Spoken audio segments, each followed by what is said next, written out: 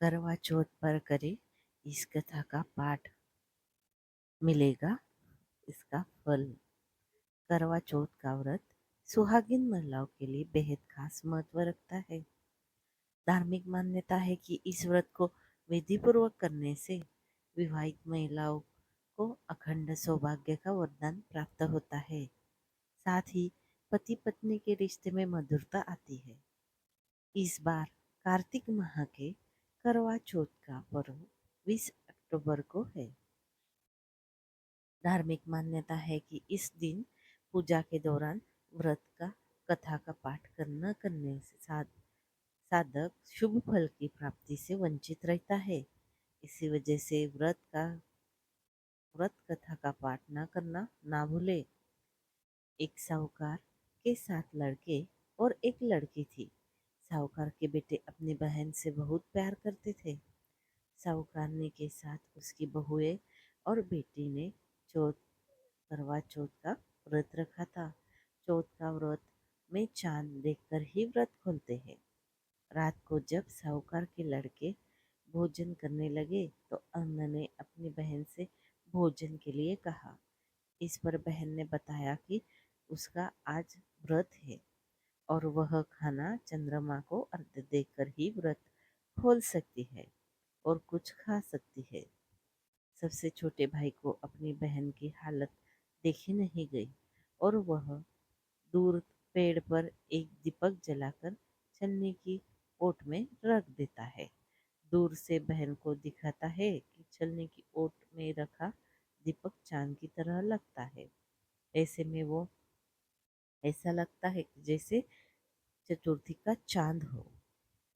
बहन ने अपनी भाभी से कहा कि चंद्रमा निकल आया है, व्रत खोल ले। लेकिन भाभीयों ने उसकी बात नहीं मानी और व्रत नहीं खोला। बहन को अपने भाइयों की चतुराई समझ में नहीं आई और उसे देखकर करवा चौथ करवा उसे अर्घ्य देकर खाने का निवाला खा लिया। जैसे ही पहला टुकड़ा मुंह में डालती उसे छींक आ जाती।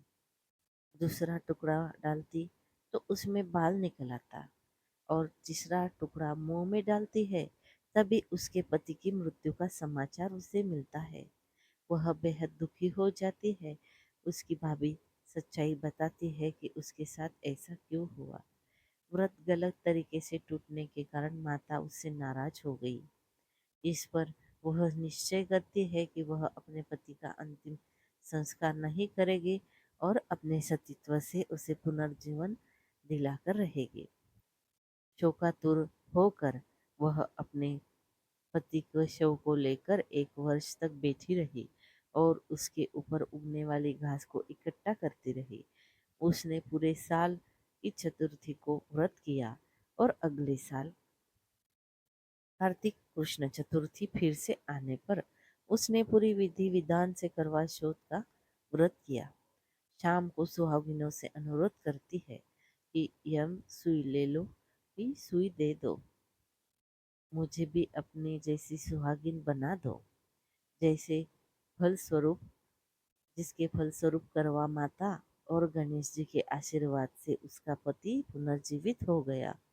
जैसे गणपति और करवा माता ने उसकी सुनी, वैसे हम सभी की सुने, सभी का सुहाग अमर हो। तो दोस्तों, आपको ये कहानी अच्छी लगी हो तो हमारे चैनल को लाइक, शेयर और सब्सक्राइब जरूर करें। धन्यवाद। हर हर महादेव।